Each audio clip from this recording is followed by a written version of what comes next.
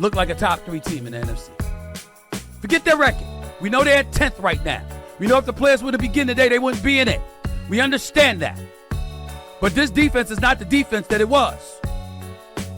This defense is not the defense that it was earlier in the season. The acquisition of Quinnen Williams has been a godsend for the Dallas Cowboys. We just got to keep it a buck.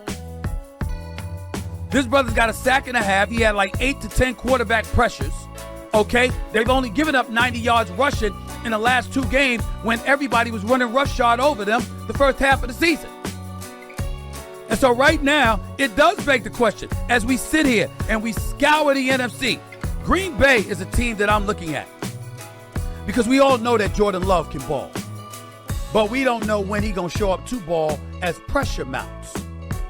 Micah Parsons and Rashawn Gary and those boys defensively are no joke. We got that part. And we know that Micah Parsons is a man. But that doesn't mean that when all is said and done, it's not starting to look like Jerry Jones might have flipped something on us. Dallas looking better defensively without Micah Parsons. I mean, I know that's almost sacrilegious to say, but it's the truth. At least over the last 2 games. Now, I'm not even counting the real Raiders game, but against the Eagles, to be up 21-0, to be down 21-0 rather, and to come back and to win that game, the Eagles were up 21-0 with 11:30 left in the first half. And didn't score another point. Had about 8 possessions. 5 of them were punts. I mean, Dallas put them under lock and key. A.J. Brown had 5 receptions on 6 targets for about almost 70 yards and a touchdown in the first quarter. Had 3 receptions the rest of the game. Devontae Smith held to 1 reception. Saquon Barkley held to about 3 yards a carry. Can't get nothing.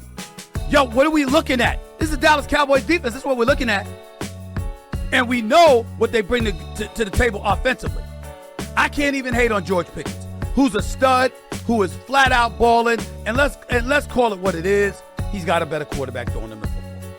When he was in Pittsburgh all of these years, he didn't have a damn quarterback. That's why he was petulant. That's why he was frustrated, because he knew these brothers were costing him money. And so the Steelers ultimately shipped him off. He becomes a Dallas Cowboy. Now he's in line to get paid because George Pickens has emerged as arguably, and I'm not sure it's arguable, top 5 receiver in the game. Ladies and gentlemen, do you understand that he's actually looking better than CeeDee Lamb right now? Now, I got faith in CeeDee Lamb. I'm not throwing no shade on him, but he can't be dropping passes like this. He's dropped a few passes. He's going to have to do a better job catching the football. No doubt about it. And I believe he will. I love CeeDee Lamb. But George Pickens right now, one could easily argue, is looking like the best receiver on the Dallas Cowboys and a top 5 receiver in football. Right now, I think he's second in yards compared to Njigba for Seattle. So I'm just looking at the Dallas Cowboys right now, and I'm like, what the hell is going on here? Since the Dallas Cowboys traded for defensive tackle Quinnen Williams, they've allowed just 90 total rushing yards on 30 carries over the last 2 games against the Raiders and the Eagles. They've also had 5 sacks in the last 2 games.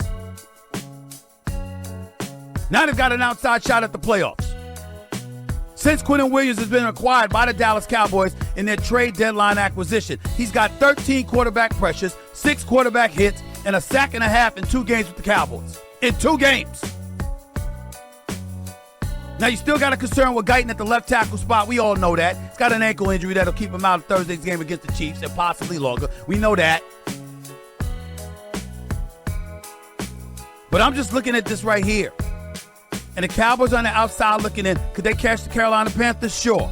If the Packers and the Lions and the Bears all got to go up against one another and somebody's going to beat up on one another, that's fine too. Here's the difference.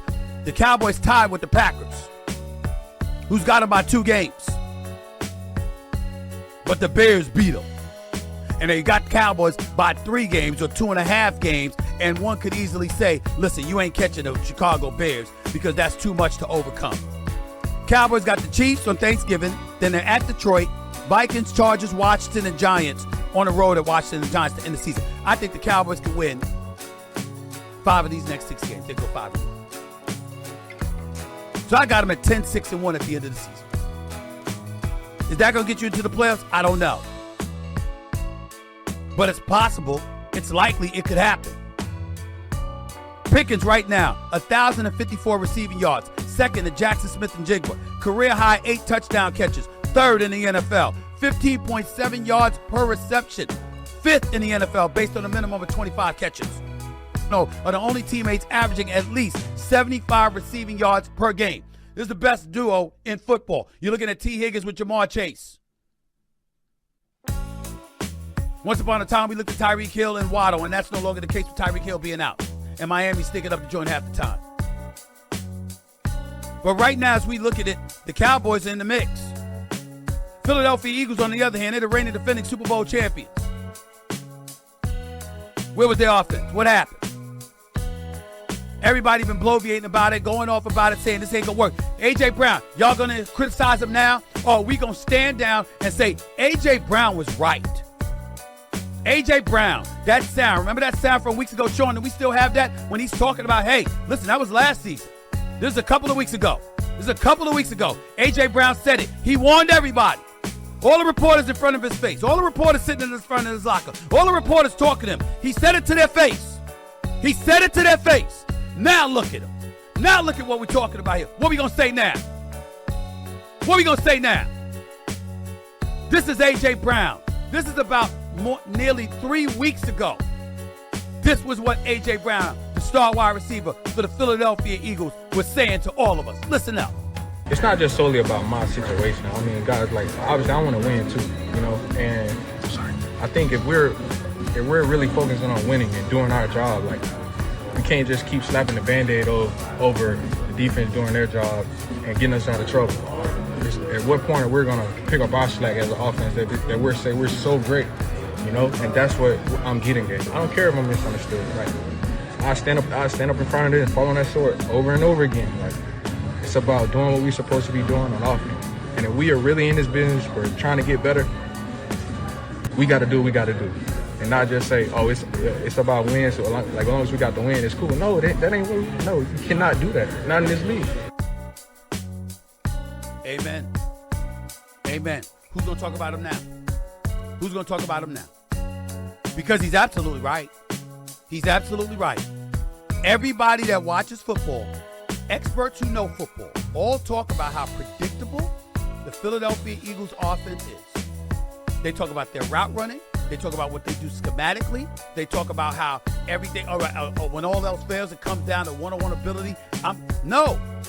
They talk about lack of movement, nothing that fools or intrigues an opposing defense. They talk about all of these things.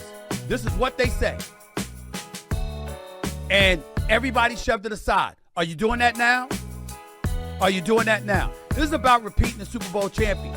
This is about doing what it takes. And let me tell you who we're not going to point the finger at. We're not going to point the finger at Howie Roseman. Howie Roseman did his job, Nick Sirianni. He did his job because before the trading deadline, seeing the Eagles' weaknesses, particularly on the defensive side of the ball, he went out and he got some pieces, including Jalen Phillips from Miami. And the Eagles' defense looked considerably better. It's the offense that's been the problem. And it damn sure ain't because of personnel, outside of Lane Johnson being out, which is a big, big loss for the Eagles' offensive line. Outside of that, brother, because you usually win games when he's in the lineup and you don't win them when he's not. What are you going to do?